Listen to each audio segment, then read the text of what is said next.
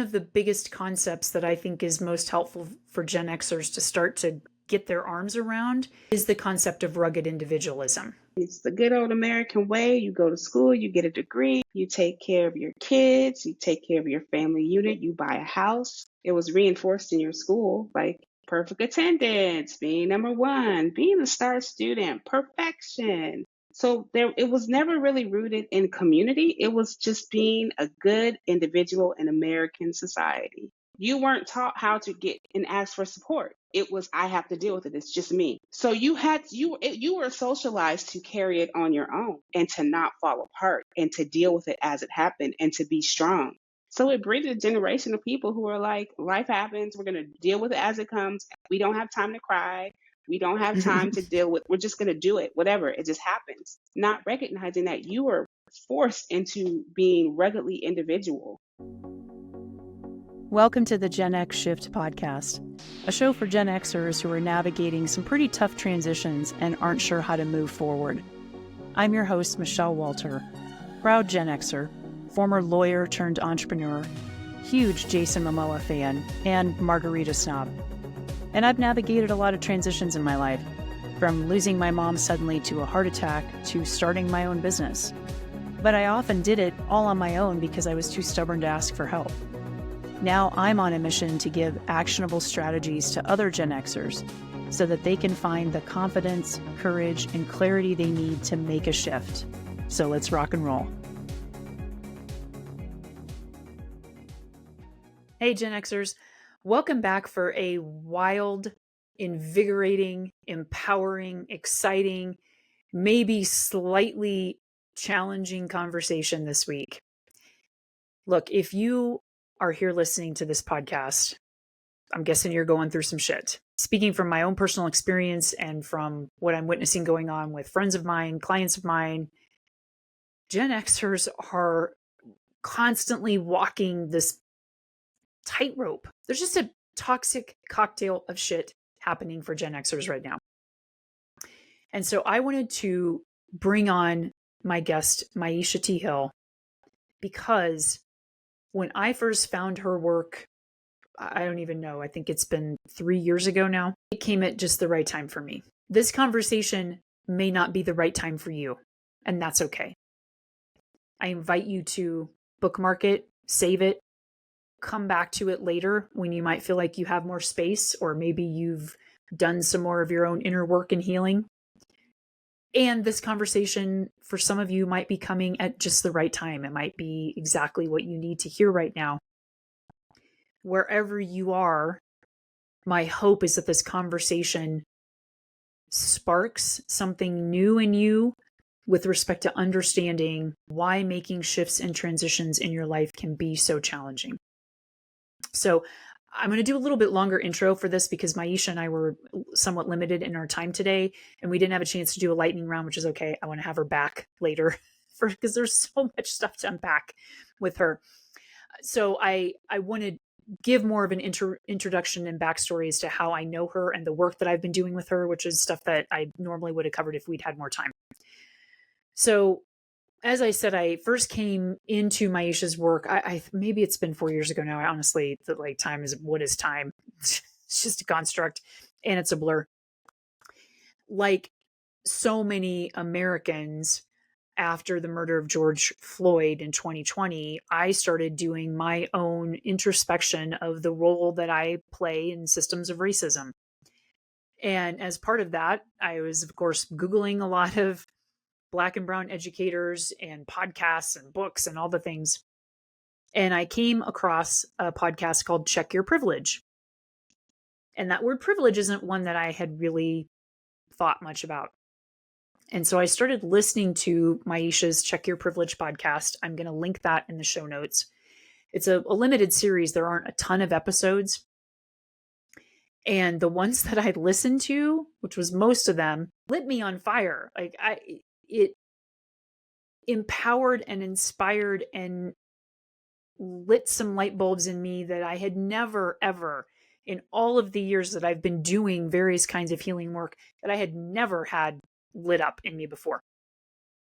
And we talk about this a little bit in the episode. One of the podcast episodes that I listened to with her, maybe it was the first one, about, well, what is privilege? Because I certainly thought, as somebody who grew up in rural Nebraska in a trailer for most of my life with very blue collar parents, had to support myself through college, go into a ton of student loan debt. Like, I'm a woman in the United States. Like, I thought, what freaking privilege do I have?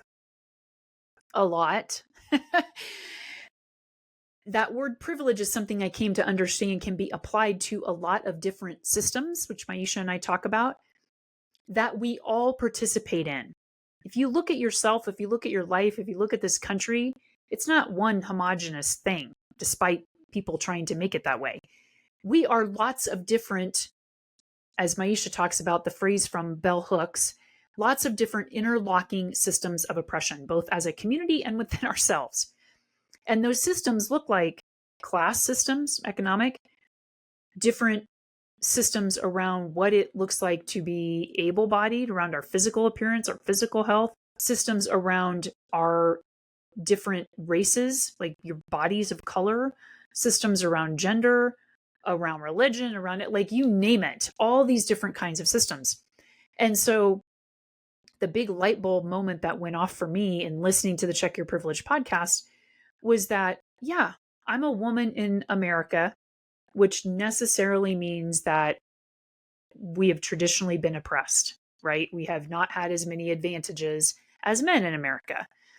And I am also a white woman in America, and there is a lot of privilege that comes with being a white person.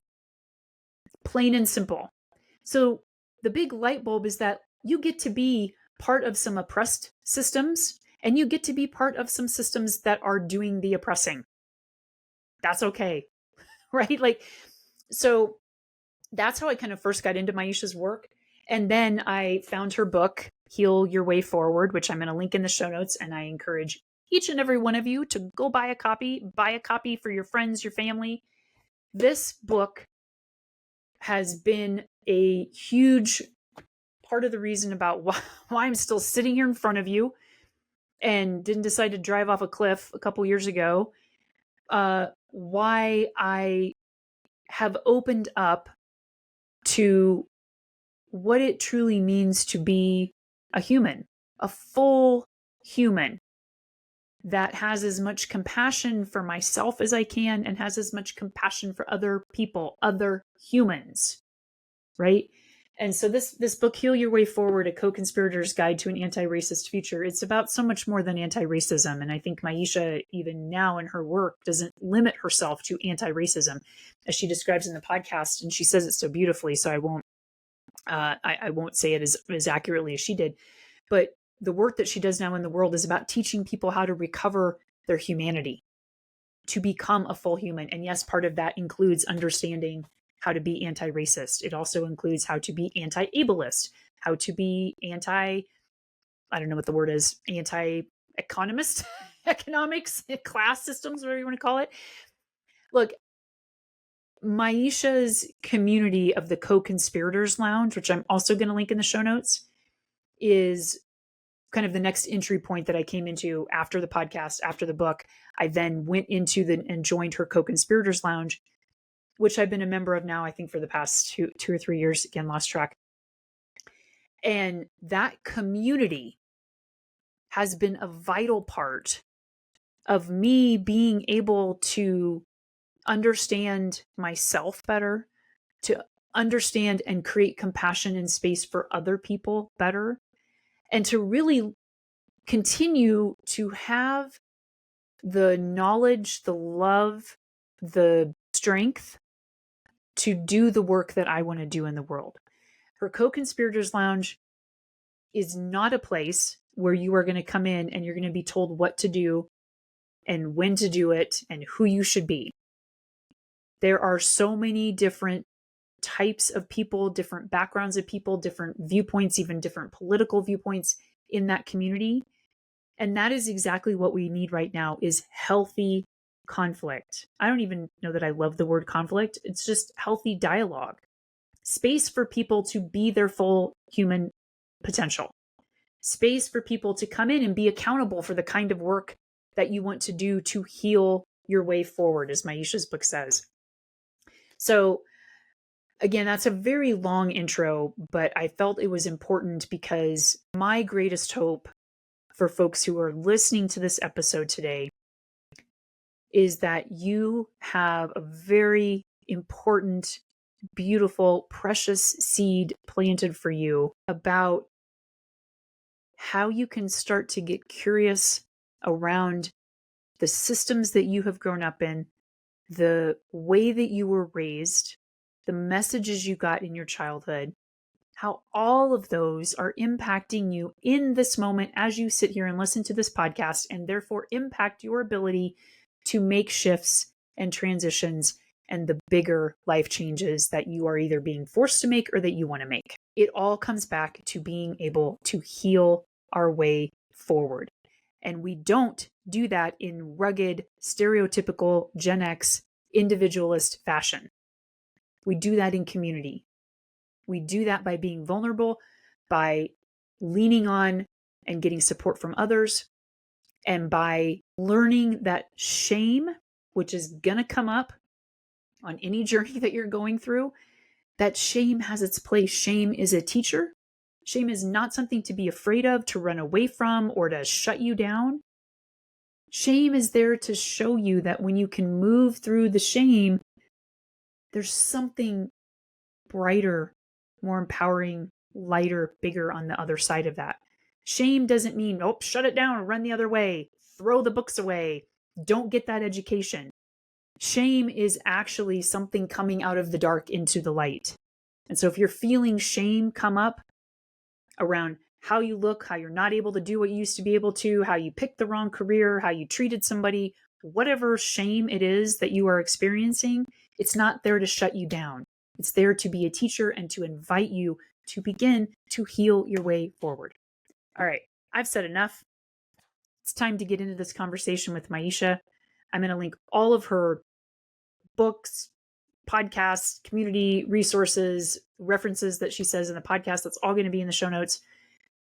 Settle in. Take this in as digestible chunks as you need to. Again, as I said, come back to it later if this isn't the time and space for you. And if it is the time and space for you, I'll be really curious to hear what you get out of this. So settle in and I'll catch you on the other side.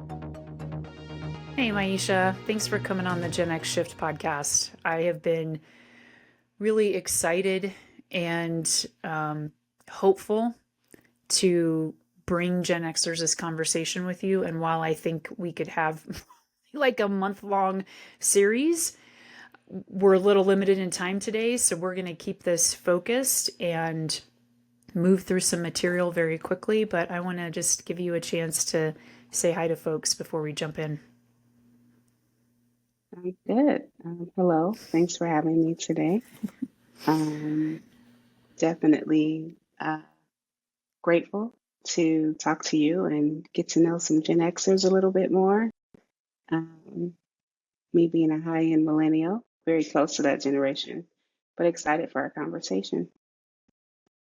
Yeah, they're all labels at the end of the day, right? So yeah, you are a high-end millennial, and at the end of the day, the labels are just labels.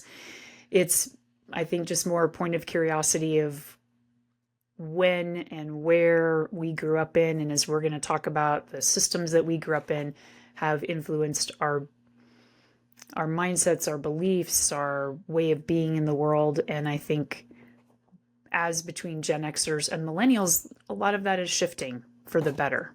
And I think that's due in large part to work of people like yourself. So I've introduced you in the intro already, and I want to hear from you and to give folks a foundation, and then we'll kind of rewind the clock a little bit to understand how you got into the work that you're doing.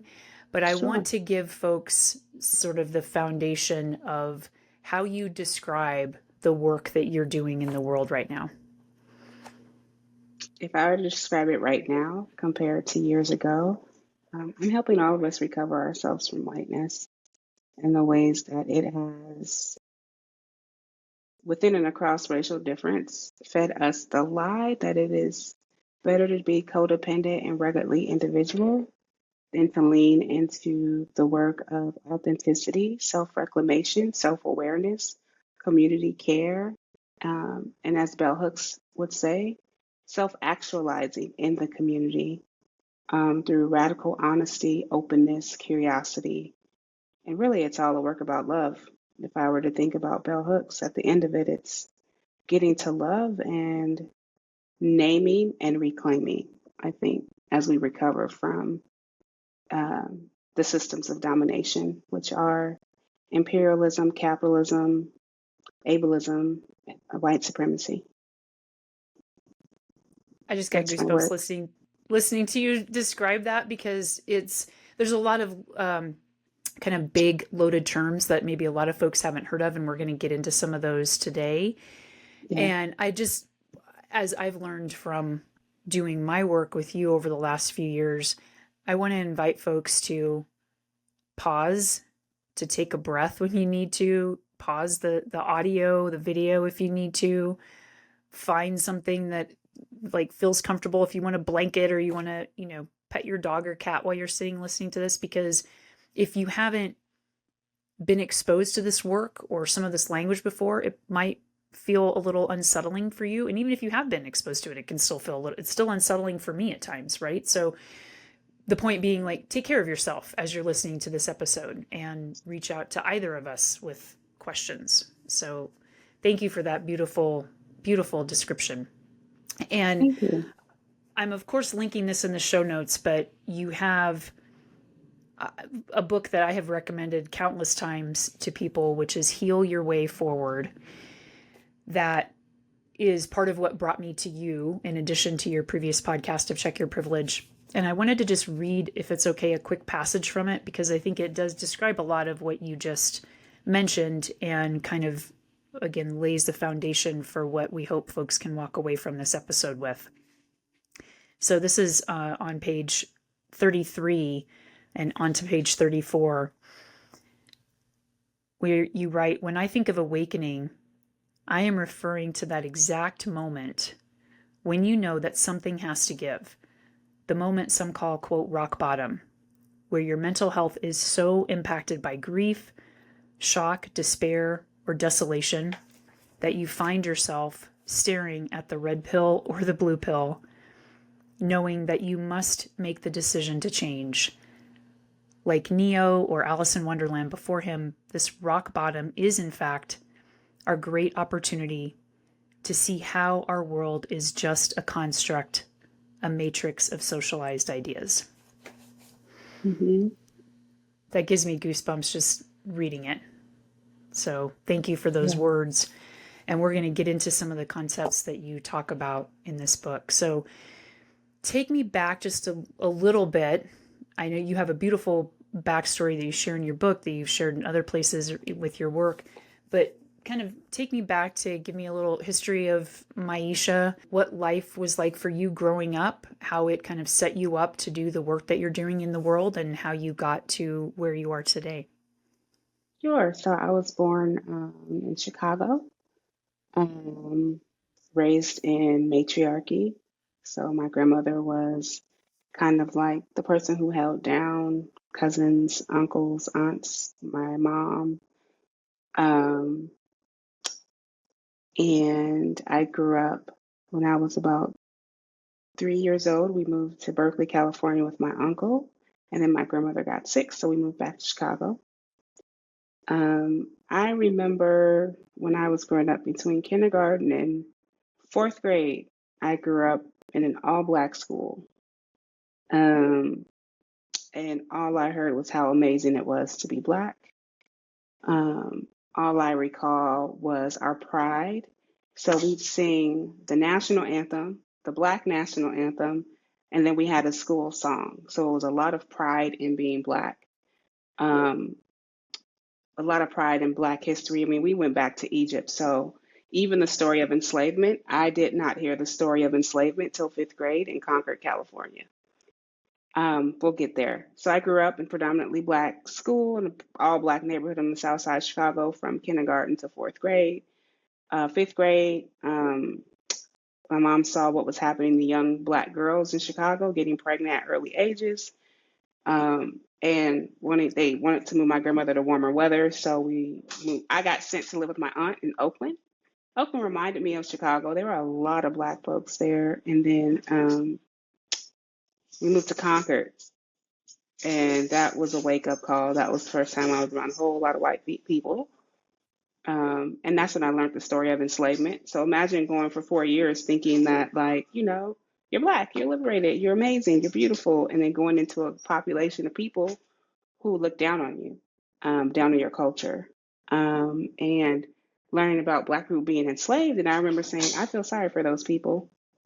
Like, I had like no connection that I was related to anybody that was brought over, stolen from Africa, the whole thing. I was just like, oh, I feel sorry for them, because in my experience, like, I never heard that story. I never heard that story of dehumanization, but it started to connect with me as I got older. In middle school, I was taunted and teased, like called Wanda from In Living Color, Shanae Jenkins from Martin. But I started to develop my voice to defend myself and others, which is something that's always been in me. People could probably go back to middle school and be like, yep, I remember when myisha slapped that kid for using the B word and missed the eighth grade dance. So I've always been like someone who had a voice like for justice. I'm very intuitive too.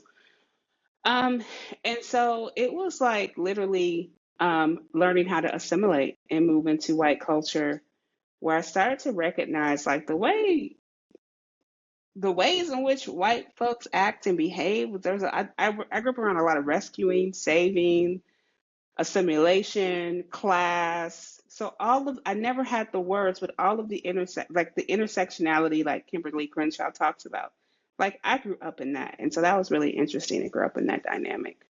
Um, and then just fast forwarding to like, I remember working jobs in my young adult years, and I'm like, this is weird. Like, they say one thing, they do another, and I could never be a part of a system because I was always the whistleblower or calling something out. And it was just like, you know what? I'm going to figure out how to work for myself. Had a mental health hospitalization. And then how I got into this work is there's that 42 years of lived experience that I talk about, 42 years of my whole life.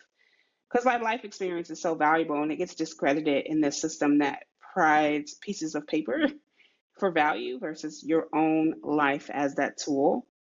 So I would say about 6 years ago, I had an interaction with someone who I considered a friend, was then pathologized and uh, called flaky. It was just really strange, and it was with a white person.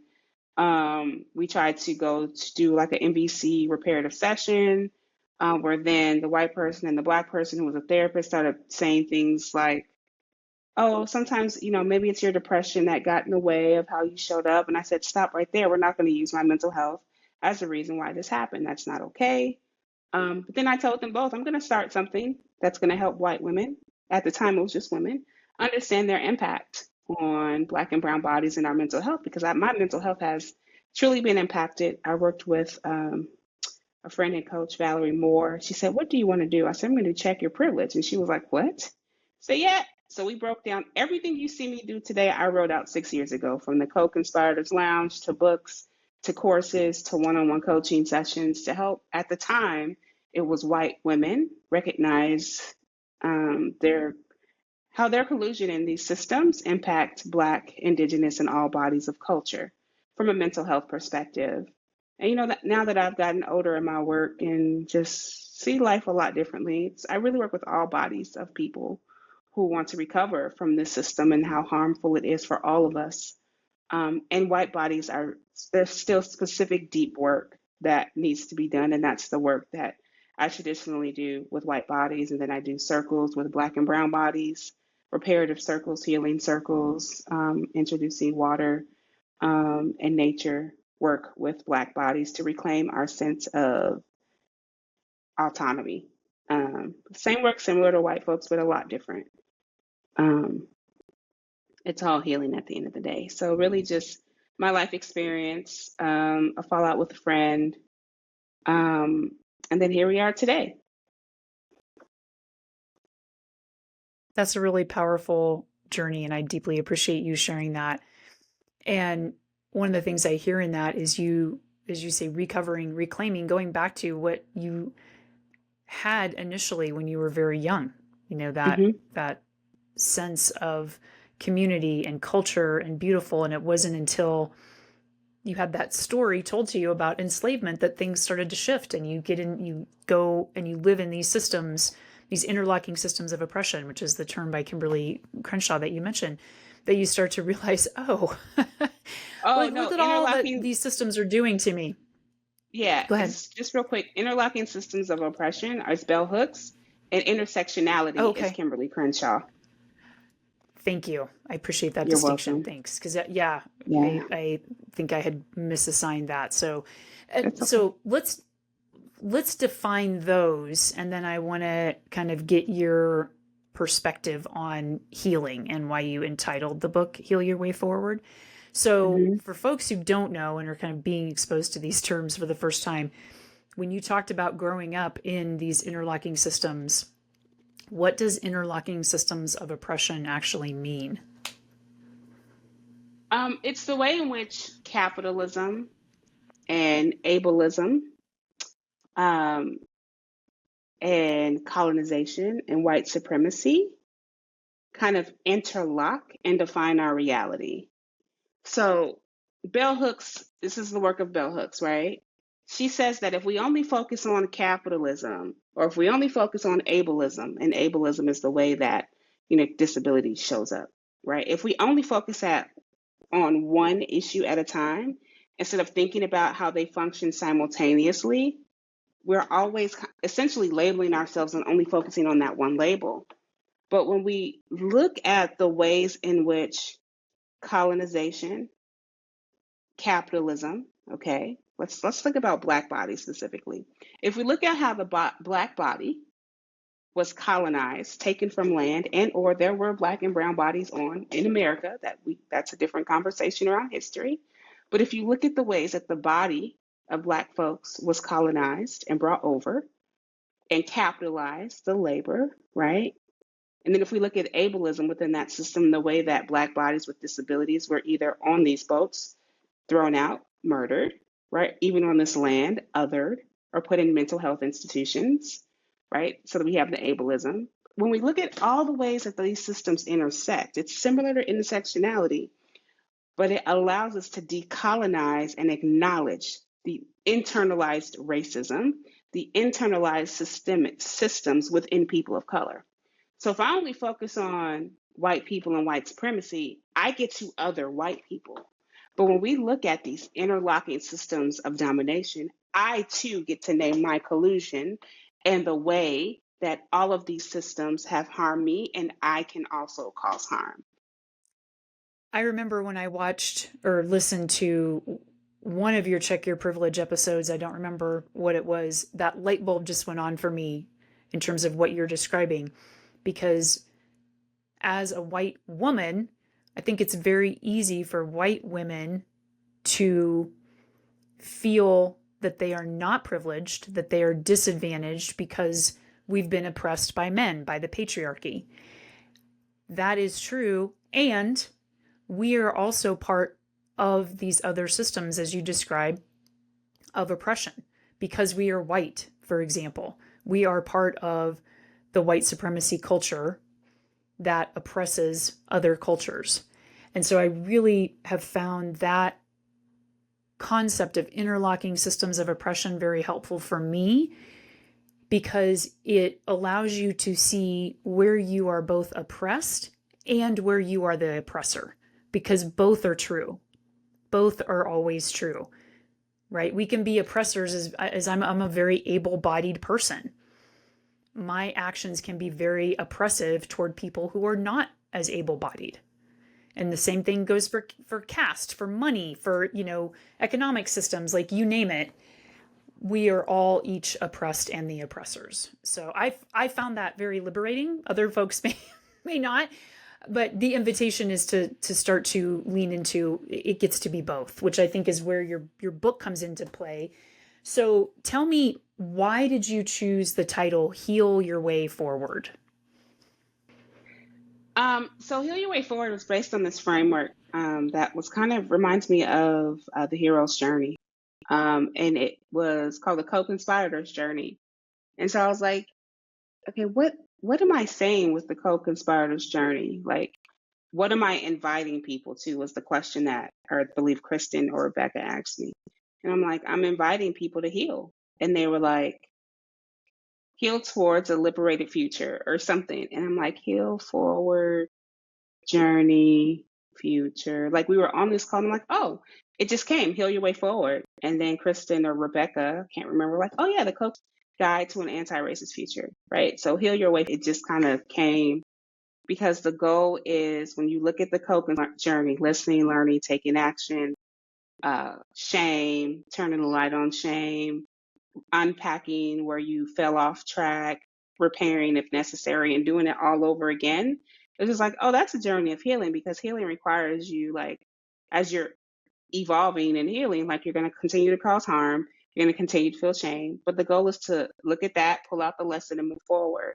And so it's always been like, okay, we're all just healing forward in life. Like, and bringing in the Sankofa principle from the Akan tribe of Ghana, like you have to walk forward, but you have to look back because as you look back, you pull lessons that you need to learn, like not to weaponize or beat yourself up, but every life experience has a lesson. All the ways that we are indoctrinated to uphold these imaginary rules of what it means to be human, right? Like we can really look back and recover ourselves from those lessons and move forward while we do it. Um, and yeah, that's kind of where the name came from. I love the name of the book. For me, that word healing has really become important over the last few years. Mm-hmm.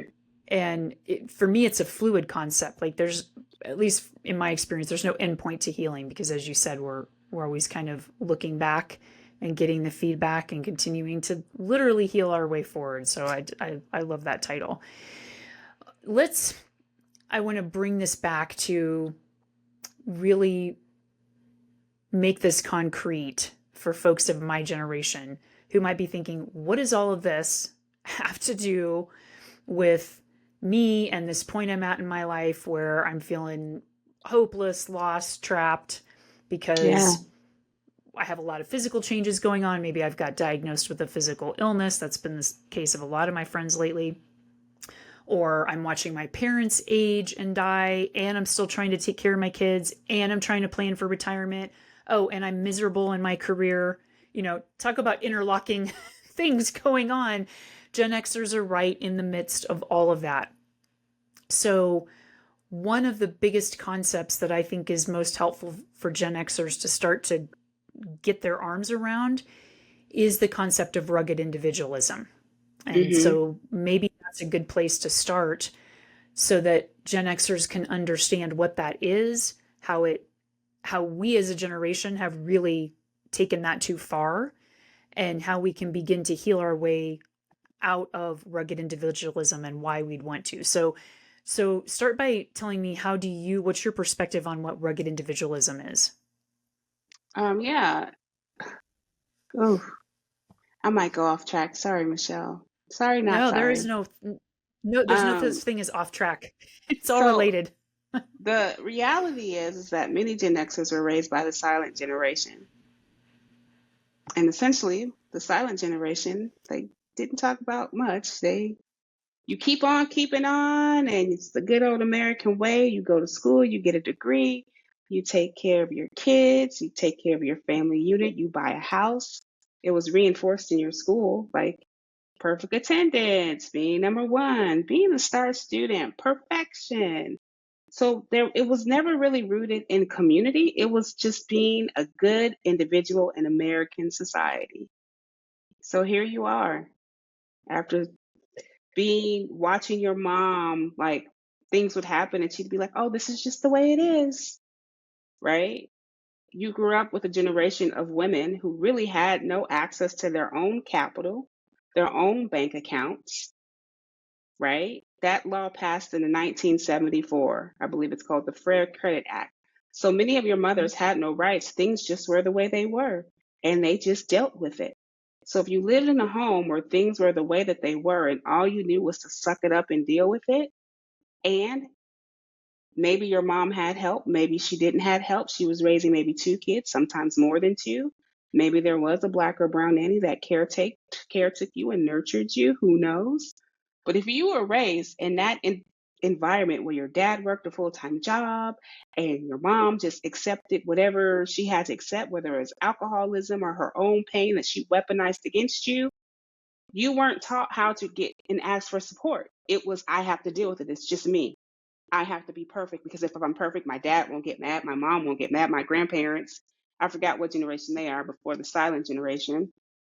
So you were socialized to carry it on your own and to not fall apart and to deal with it as it happened and to be strong because you saw your mom being strong and you saw your dad keeping it together until he had to have a drink after a long hard day of work. You get what I'm saying? And this might Mhm. have been a different dynamic. You might have had a white single mom who had to keep it together. She didn't complain. She just dealt with it as it came. So it breeded a generation of people who are like, life happens. We're going to deal with it as it comes. We don't have time to cry. We don't have time to deal with, we're just going to do it, whatever. It just happens. Not recognizing that you were forced into being ruggedly individual. Like it's just about you doing what you need to do for you, making sure you have a roof over your head, and that's it.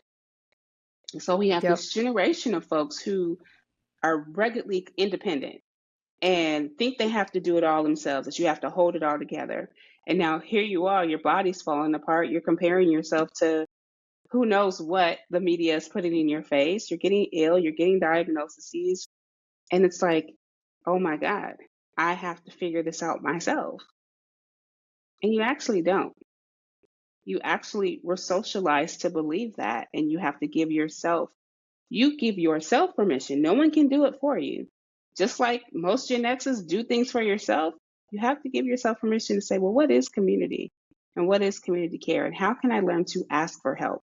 Be vulnerable enough. Gen Xers need to practice the art of vulnerability and asking for help and support because you don't have to hold it all like your parents did.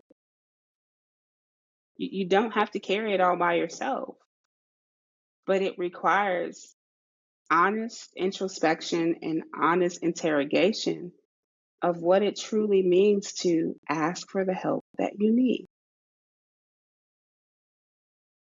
And You're a I former pastor, and that was a sermon right there. Like, that was awesome. I mean, That was awesome. it's we all did it though, right? Like I was socialized to it. I just came from a different generation that wanted to feel my feelings Yeah. Yeah. and process out loud and connect. And again, I grew up 4 years of my life in Black culture, so that was my experience. Didn't get into rugged individualism until I moved to Concord. And I think for Gen Xers, like it is deeper introspection of your family history. Like you have to look back. Like you have to, where the fuck did I learn this from? Oh, sorry. Where did I learn this behavior from? Please.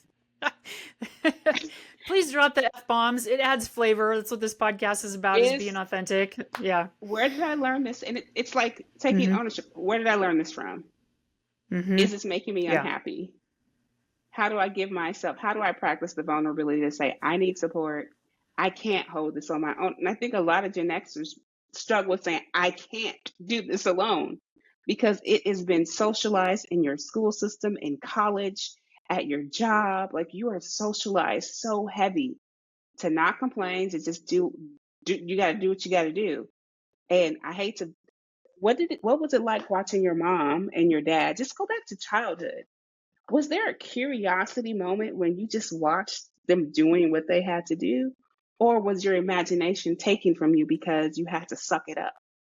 Because out of fear of harm coming your way or towards your mother. It's really deep and we have to tie it to, wow, like the suffragist movement gave women the right to vote. White women really had no rights. Like you were covered by your husband, so you had to just, unless you were a lesbian or unless you were a single parent, you really had to watch your parents like uphold patriotism and being number one and like not feeling their feelings. Most of my one on one clients that are white women, this is the story. When I look at my audience, Gen X, the white Gen X women had no space Mm. to process their childhood.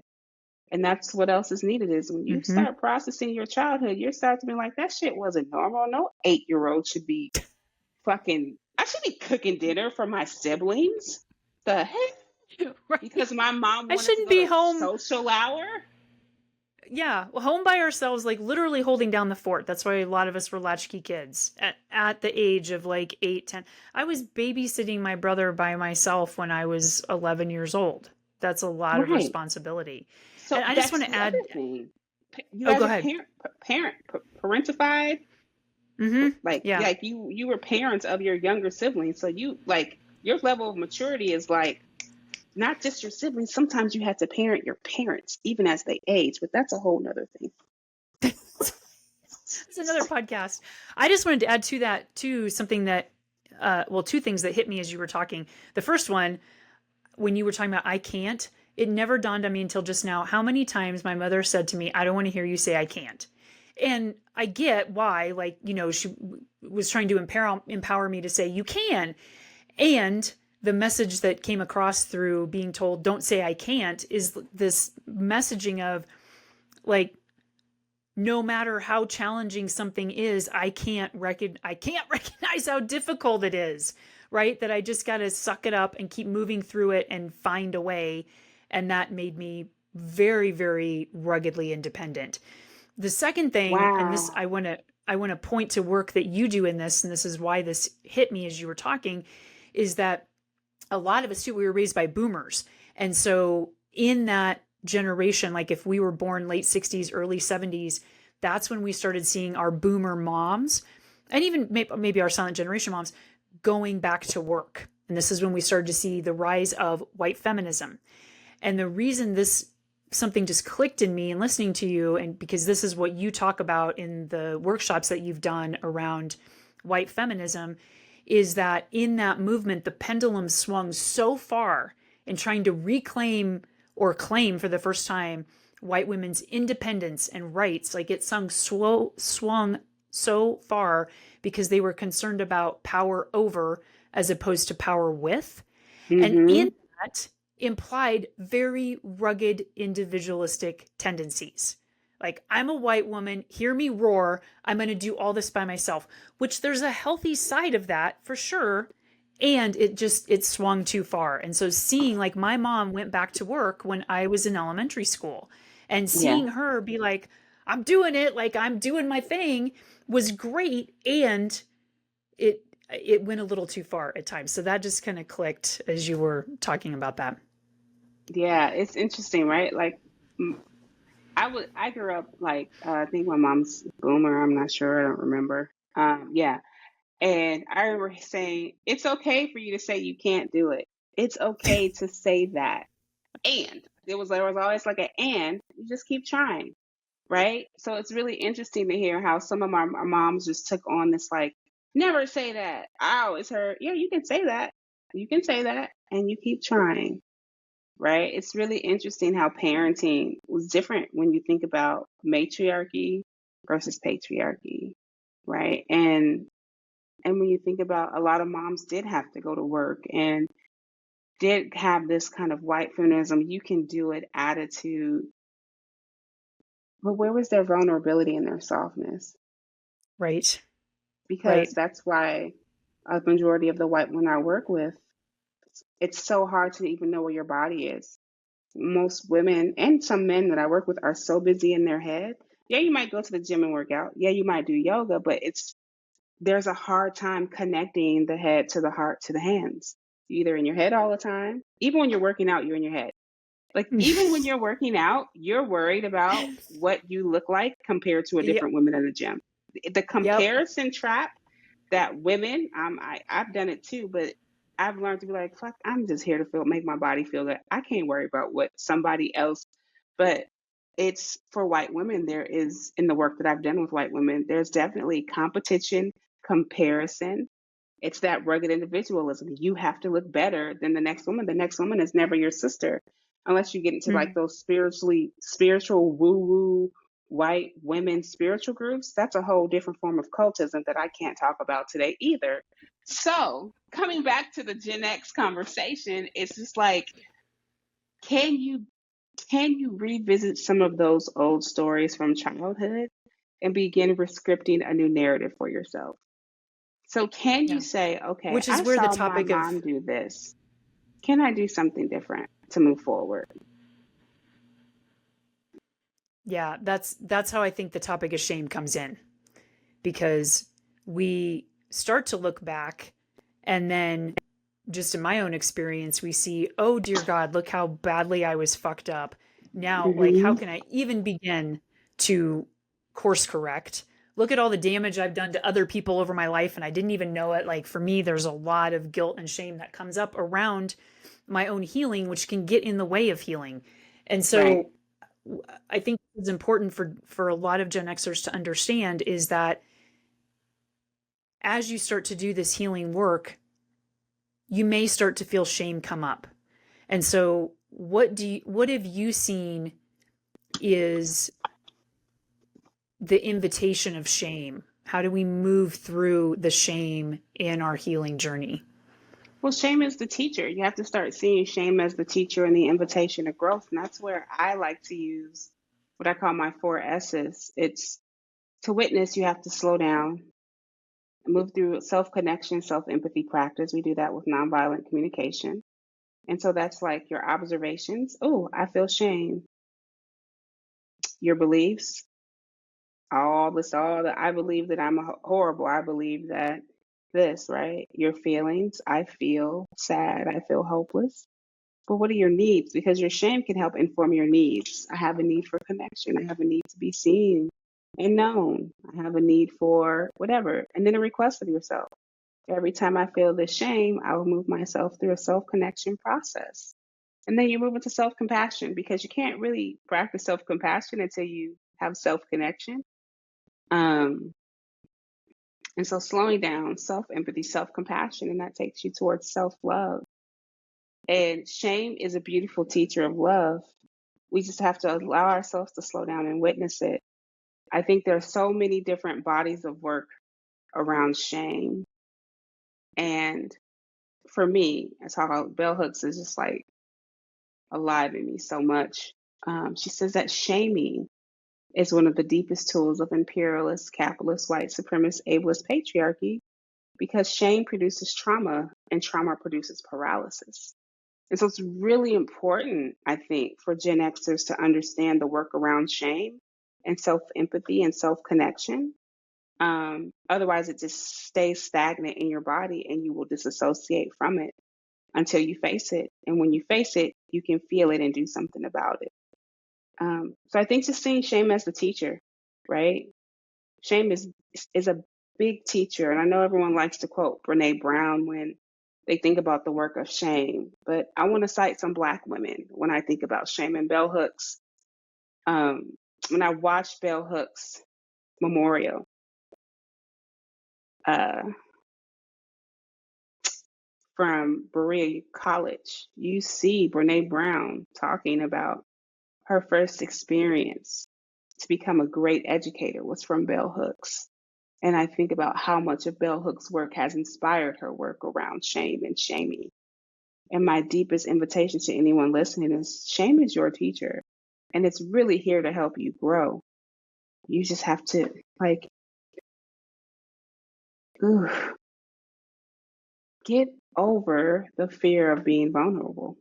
Because until you can see and sit in the shame and face it and feel it, you will stay disassociated, distracted, and disconnected from a whole body experience. That Bell Hooks quote landed in me big time. That and just gave me goosebumps. Like I feel that because for so many people, and we're seeing this now in the country, right? From the individual all the way up to the collective. You see people who feel shame and are being shamed by Hmm. systems of oppression around whether it's what books you read, what gender you identify as, what you're trying to teach other people in the world, whatever it is, you see a lot of shame coming up. And what that has done is, as you said, it's traumatizing and it paralyzes people. And so, what do you do from a place of paralyzation? You do nothing, or you try and, reverse course, like run back in the other direction to something that is safe and comfortable. And none of Hmm. that promotes your healing. And, So, you know, mhm, sorry, Michelle, like just hearing that is like that's where addictions come into play because I can run away and I can have a drink, I can go smoke some weed, I can go do some mushrooms, I can go to therapy. mhm. And while therapy is beautiful, it's also regularly codependent, individual. It's just you and one person, and you're telling a story and getting like tools to like reframe in real time. It's super amazing. But as we even think about decolonizing therapy, therapy can become addictive because it's that one on one attention you've always needed. And um, community care is vital. Like a lot of us who are Black and Indigenous, we understand the benefits of not just the individual one on one work, but both. And it's so easy to let shame push you into different varied forms of addiction. For me, even Netflix was an addiction. Oh, yeah.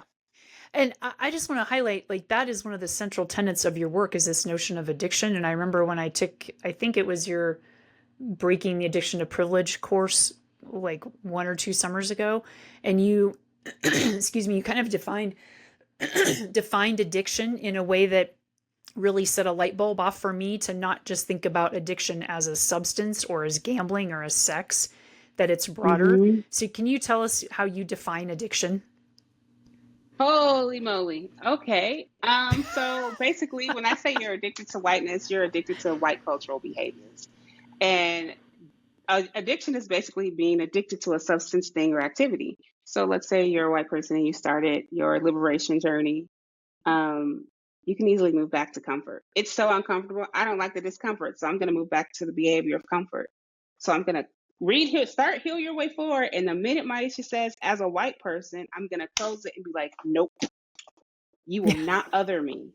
You will not make me feel bad for being white. You will not, right? I am addicted to hearing and reading things that reinforce my own biases, that make me feel good. And hearing those, even reading as a white person, I don't feel good because are you trying to say that I'm bad for being white? So I'm going to move back into the behavior of comfort because as a person in a privileged body, you don't know this, but you have been subconsciously trained to always have psychological and emotional safety and comfort. And anyone and anything that disrupts that comfort is often seen as, that hypervigilance freeze response, flight, freeze, or flee. So, what most people don't know is like, I love the work of Mate because he says when someone says they have an addiction, I always ask, well, where did the pain start? Right? Mhm. So it's not me saying that you are white. Usually the pain is rooted in your adverse childhood experiences. You had an experience with an authority figure that I remind you of in real time. And because you haven't faced that experience, me talking about whiteness as an addiction makes you uncomfortable because it's connected to an experience earlier in your childhood. So most of this work is really rooted in witnessing adverse childhood experiences and claiming and reclaiming what you learned and didn't learn. And that's where the addiction comes in. You got perfectionism, you got competition. There's so many behaviors that we could name that we are all taught in a system of domination. Yeah, what I do not hear in everything that you're saying is blaming, is telling somebody that they're wrong, that they're defective, that it's their fault. That it really comes back to what you said at the beginning, this recovering and rehumanizing. And I remember just recently I said to a friend of mine, we were talking about you actually, and I was telling her all the things I've learned from you. And I said, myisha is really about, and what I really appreciate is that this invitation to rehumanize ourselves. And my friend said, what does that mean? What's rehumanize mean? So I want to hear from you how you look at rehumanizing. I mean, if you think about it, we are the first AI. We were the first AI operating system. This is how you behave in public. This is why you go to school and to get a degree. This is why you pay taxes. We all follow a program that's been reinforced in our TV shows, in our music, in the media, social media included. We were the first AI. So to rehumanize ourselves is to ask myself, who am I outside of everything I was told who I should be? How do I recover myself and see myself as fully human? We get mad at Chat GPT, but Chat GPT would not work without our intellectual processes. So if you went to college or you're a doctor or a lawyer and you wrote a great paper, those papers now have been put in a database and now it's automated. So with us being indoctrinated and that indoctrination being reinforced, I mean, there's a patent. I have a reel about this patent that I randomly found working on Addiction to Whiteness about programming human minds through our television screens. Like it's an actual thing and it is a patent. And so when I say rehumanize it, what does it mean to go outside in nature and go for a walk? What does it mean to disconnect from these devices? I mean, we're seeing the effects of iPad children, I think they're called, the iPad generation, our new generation of kids, overstimulated all the time. So, what does it mean to engage in your five senses? What does it mean to get in tune with your body as a living conduit of nature? Go outside, go for a walk, unlearn all your programming. That's why it's so interesting. Like, even TV, remember when it was called TV programming? None of us, I didn't make that connection until I wrote Heal Your Way Forward. Like, what? TV programming? So we don't know what it means to be human because all the rules were made for us. So rehumanizing ourselves is asking, what do I need to unlearn? How do I like unload this virus of a system and find myself? And what do I like? And what do I love? And what do I care about? Not what I was told to care about. Like we were told. Like even if you think about saying the Pledge of Allegiance, why am I pledging to something that I'm being forced to accept? I'm not pledging allegiance to myself. I'm pledging allegiance to a flag in a country that has caused so much harm to all of us. Because if you're someone whose parents came here from another country, they had to assimilate for their own safety. It had nothing to do with, you're just white. And you just, no, it was forced assimilation. And you can look at the stories of the Irish, the stories of Italians, the stories of Jewish folk.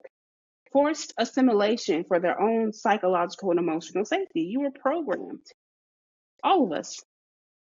And because my ancestors were the first capital, we are seen as labor all the time. And now we're all enslaved as AI to a system. So how do you reclaim your wholeness, your humanity, your divinity?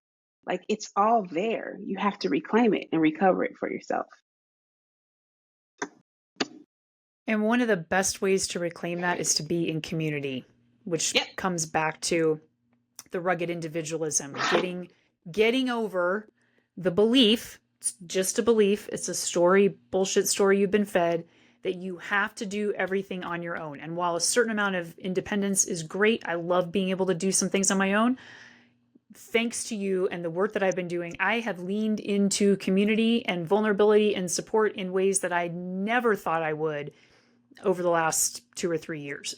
So I mean, tell it's us. really, go ahead, sorry. No, I was just gonna ask you to like tell us how important community is for whatever anybody, but I'm bringing it back to Gen Xers. Why is community so important for Gen Xers to be in, no matter what transition and shift they are facing in life right now? Yeah, because a good community is focused on the we. A good community is going to be able to say, ooh, that behavior is showing up. It keeps you accountable, right? A good community offers care. It's shared values and shared belief. It's not codependency. You're not forced to have the same belief system. A good community is rooted in interdependence, right? A good community has healthy conflict. Like it doesn't let you dance around conflict. And I know a couple Gen Xers, they see some conflict and they're like, I ain't got time for that drama. I'm Just a out. couple? Peace. You know, a There's more couple. than I a don't want to. couple. I don't want to. I don't see. I'm the person that I don't want to put everybody in a box. You know what I I mean? agree. But Yeah. it's healthy. It's an interdependent, healthy conflict. You know where you end and where someone begins when you're in a healthy community. And I think that's what a lot of fear is that then where codependency can breed is that people don't know where they end and someone else begins. And In community, if you have agreements, relationship agreements, conflict agreements, repair, how we repair harm, like you could totally be in beloved community. You just have to practice being vulnerable and saying, you know what, I'm going to try it. But how many times have we been in communities that are cults? That's the other thing. Gen Xers have been through a whole bunch that I ain't been through when it comes to perceived community. Your job's called community. Your church is called a community, right? And those are public places that have caused so much harm. And so there's always kind of like that, I'm good, I don't want community because it's caused harm in my life. So it's the fear of community that keeps us regularly individual, because the system hasn't modeled community very well.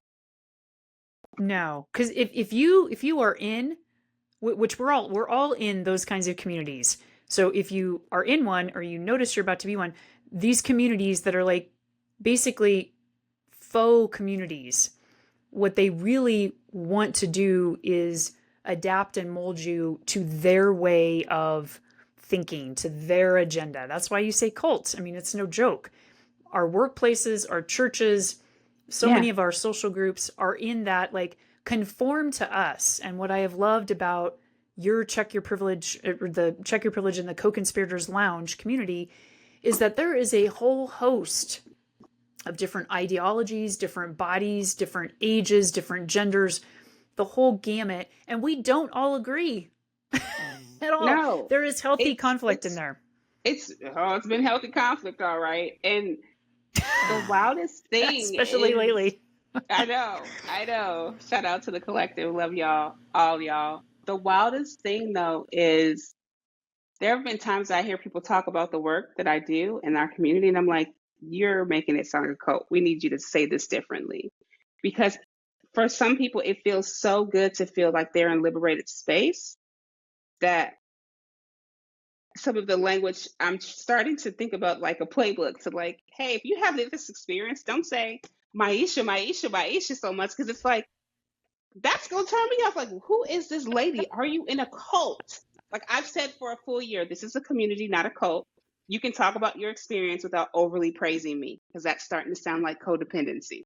You're not codependent on being True. who you are, right? We are interdependent. And I'm also a community member, not something that you commodify for your benefit. So Mm-hmm. that's something else when we have to think about community, especially community that's led by Black, Indigenous, and other bodies of culture. So yeah. Yeah. Yeah.